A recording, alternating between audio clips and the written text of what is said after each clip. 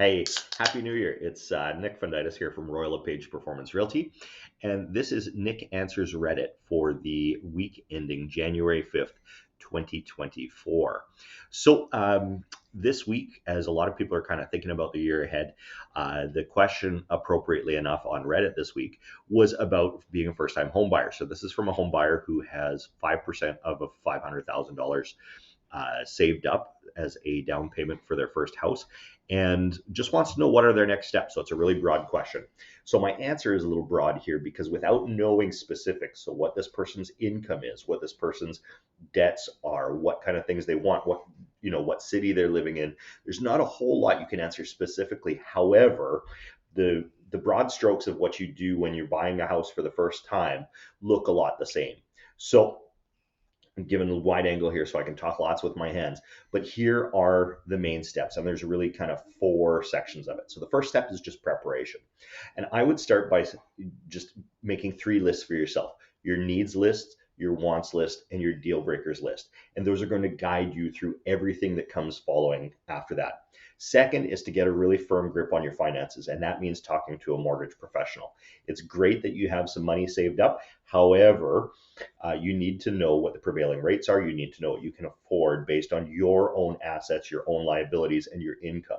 So talk to a few people, talk to, at least somebody from a bank, at least a mortgage broker or two, and see who you connect with, see who's going to give you good rates, and make sure that they're answering your questions. And I would phrase these as a lot of what if questions. So in other words, what if you lose your job? What if you're buying with a partner and you and your partner separate? What if you decide that you're going to take a job in another province or another state in the States or something like that? So those are all going to affect what mortgage you might want to take. It's not all about the rate. Of course, the rate is the most important thing here because you're going to live in that payment from month to month.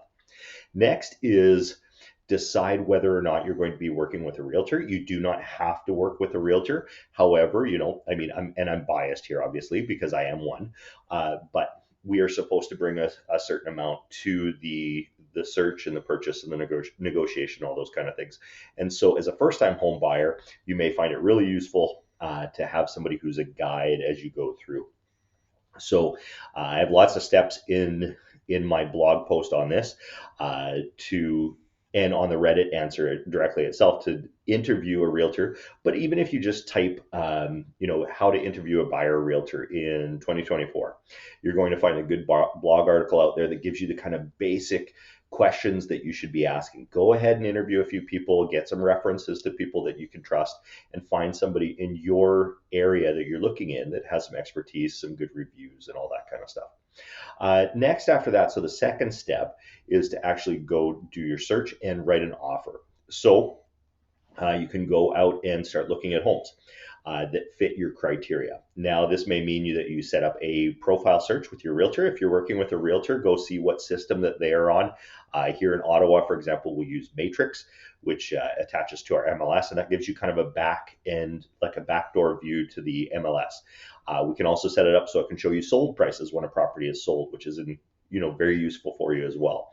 And very powerfully, it lets you comment on properties and reject properties that you and your realtor can both see your search. So, both me and you can comment on something if we were working together, for example, and it really helps me get on your wavelength. If you got a realtor who's going to make a good use of that, it's an excellent tool. But if you're searching on your own, there's all kinds of good public systems. Realtor.ca is pretty good. It's going to show you about 99% of everything that's out there.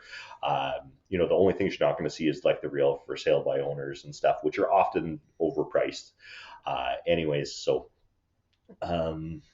What else? And in Ontario, you have access to House Sigma, which would be another search portal, and that's going to show you sold prices as well. Having access to sold prices is very, very, very useful. As you go through your home search, think of it as a process of elimination. If you're like me and you've got glasses, you sit down in the chair at the optometrist and they ask you, what's better, lens 1 or lens 2? And then, is lens 2 or lens 3? And you go through until you kind of have a best answer. And that's the way you want to search, by process of elimination. Don't think of that there's a perfect house for you out there, but there is going to be a best house out there for you based on your criteria. It should be able to satisfy everything you need, and as many wants as possible while still staying in budget and not having any of your deal breakers.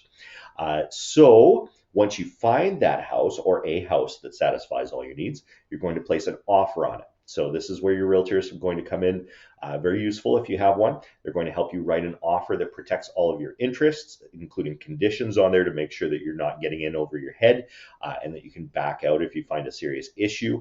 And in most places in Canada right now, you are going to be able to put conditions on your offers. That's going to vary from house to house and city to city and neighborhood to neighborhood. But in general, at this time in 2024, it's enough of a balanced market in most places. You're going to be able to put in conditions on your offer.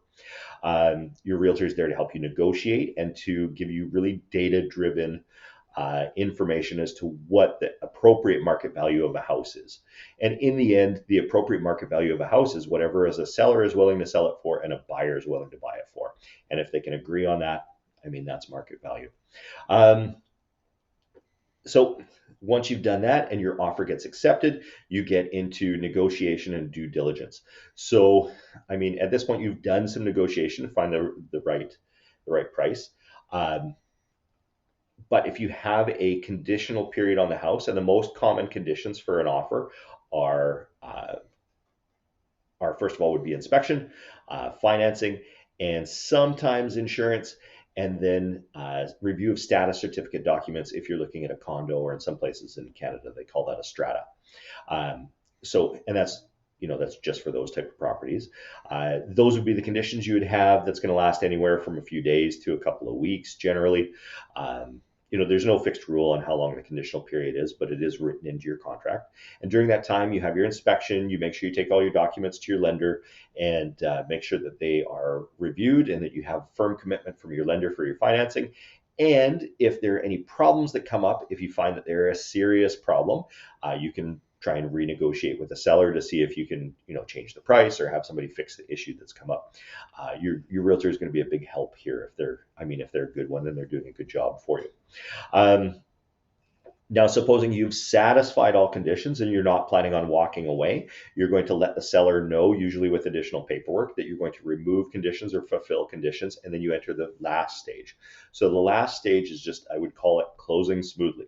So this starts with the firm period of the purchase, which means that all conditions are removed and really all you're waiting for is closing. And this length of time, in our market here in Ottawa, and it's going to vary across Canada, is usually anywhere from about 30 to 90 days. Shorter than that, I would say, you would consider it a short closing. And longer than 90 days is kind of getting into a long closing, because a lot of rate holds don't last that long. The market can change in that long, and you might have a seller who kind of regrets selling to you if prices go up. You might feel like you overpaid if prices have gone down. So usually 30 to 90 days seems to be kind of typical in my experience. During that time, it's going to seem a lot calmer than the sort of stressful negotiation and the home search and the due diligence and all that stuff. But there's still lots for you to do. So you're going to select a lawyer if you haven't gotten one already. Make sure they have the documents they need. They're going to walk you through the closing process. You're going to arrange movers. You're going to arrange utilities for the new house, and lean on the professionals that you have to get you there. The closing day is going to come. You're going to set some time aside to sign documents with your lawyers. And on close, you might have a final walkthrough in there if it's negotiated. I think in some provinces it might be a given that you get a final walkthrough. In Ontario, it is not. You have to write it into your agreement of purchase and sale, which we generally do. And you typically would do that about a week before closing, just to make sure everything looks like it's going smoothly. No huge damage has been done to the house. You're basically getting what you agreed to pay for. And then on closing, always, if you can, make sure you go into the house. Make sure that everything that you were promised is there, that the appropriate appliances are there that you were promised in the agreement of purchase and sale. And if they are not, let your realtor know, let your lawyer know, let everybody know immediately so that it can be rectified, because after closing, it's a lot harder to get that stuff sorted out. And basically that is the process from beginning to closing on how you purchase a home. So for the Redditor who asked this, those are your next steps. I do have a playlist for this. If you go search Nick Fundytus on YouTube, there's right now it's called the 2023 Ontario home purchase process, but it would, I mean, the general strokes are going to work for any province in Canada, and it's really evergreen. It's not just for 2023. So have a look there. I will update that probably later this month, so watch for the 2024 version. And of course, I know these things because I am a realtor in Ontario. I'm happy to answer your questions anytime.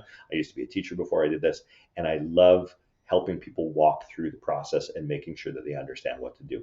Reach out to me and the team anytime, and we're happy to make your best move either in Ottawa or beyond if it's just with advice. Bye for now, and we'll see you next week.